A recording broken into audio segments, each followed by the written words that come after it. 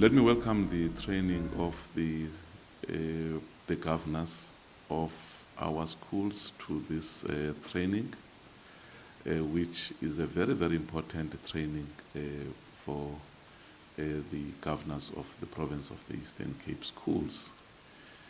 By the way, the advent of this novel pandemic has made it possible for us to learn quite a number of lessons out of it. The first lesson that we have learned is that you can't defeat this virus alone. Government alone can't defeat the virus because it's a societal matter that we should all be engaged with and be involved. Because the key message of government is how best do we save lives of our people. Now, critical to this training, it is what is it that we have learned as a Department of Education. Firstly, it is that we've learned that this virus is teaching us a lesson. The first lesson is about a changing of culture.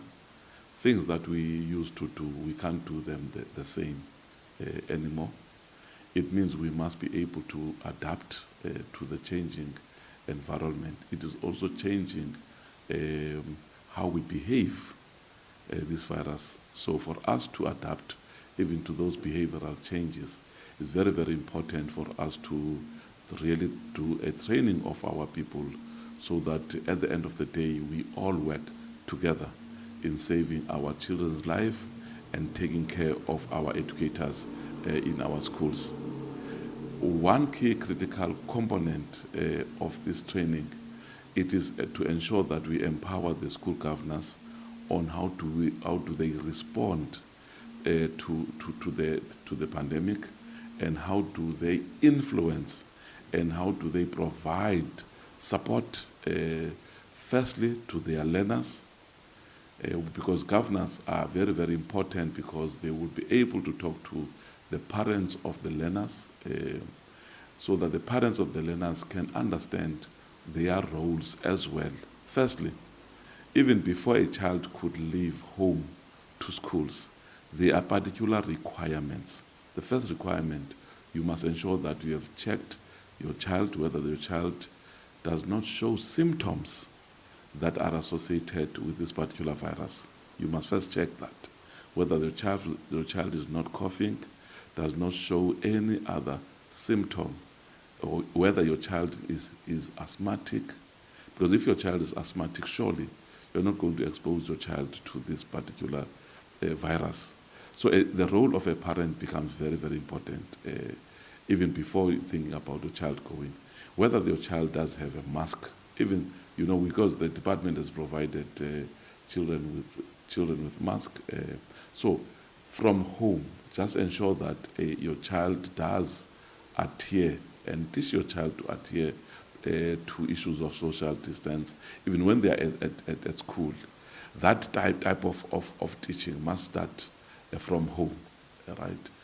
That is what some of the messages must come across to in the training, so that because we know that your school governing bodies are very, very influential. They are able to indicate what should be the role of the parents in terms of on how we all manage the spread of this virus, so that we can be able to save lives, especially because we know that children can become carriers, although it may not lead because of what the research is telling us towards them being sick, towards it being fatal to them.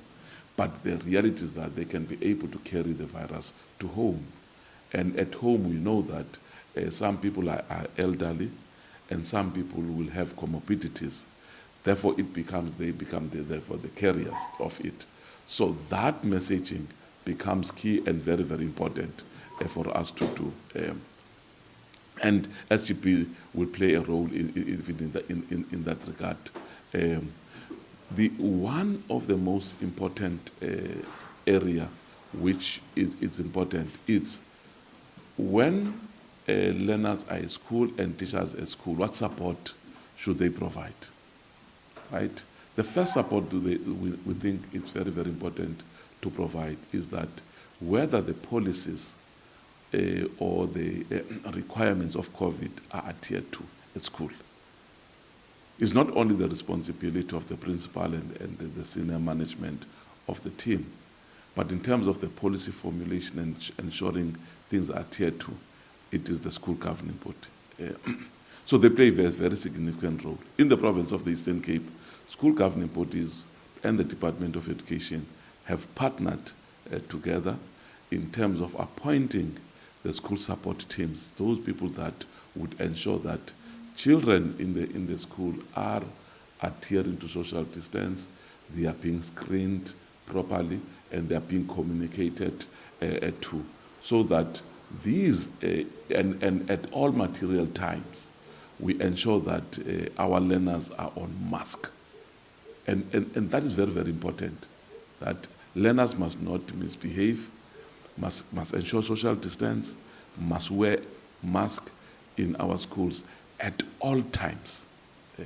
And we must be able to ensure that they sanitize. So that because these are the basic principles for us to ensure. The third component is the support that SGB must provide to the teachers.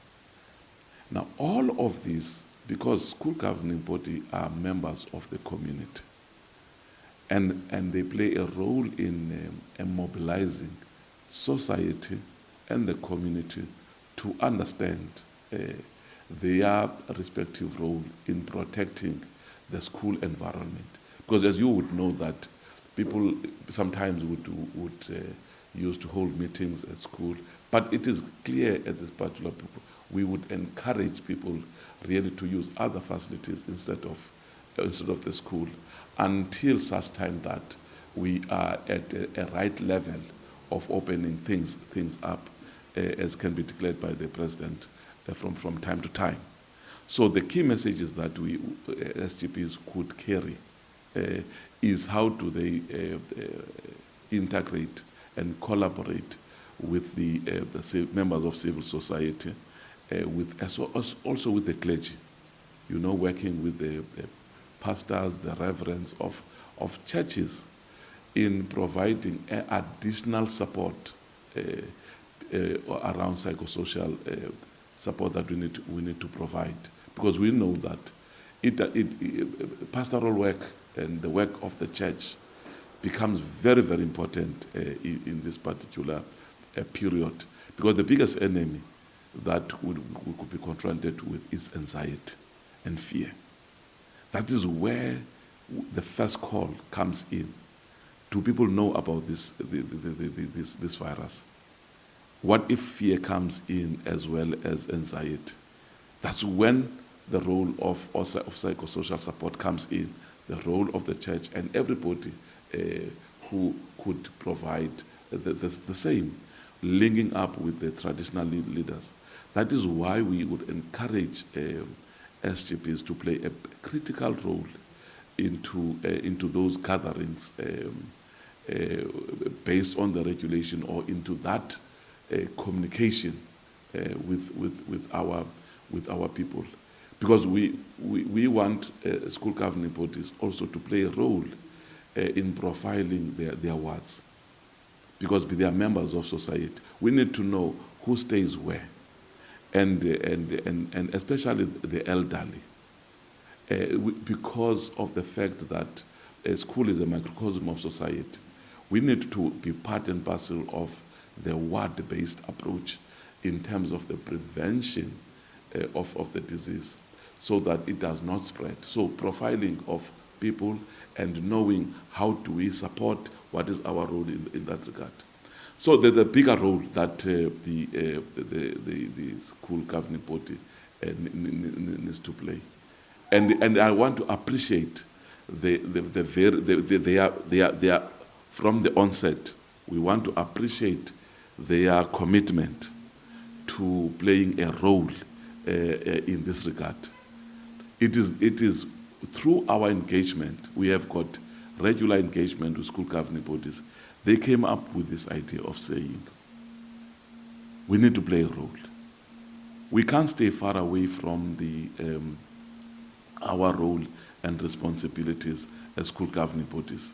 And the department says, yes, let's work together in compiling the documentation, in doing messaging in this regard. We want to really appreciate the role that the School Governing Body Association really played in terms of the combating this pandemic in the province of the Eastern Cape. We wish you well in this training, and we hope that it will bear the success in terms of reducing the rate of infection in the province of the Eastern Cape. Thank you very much.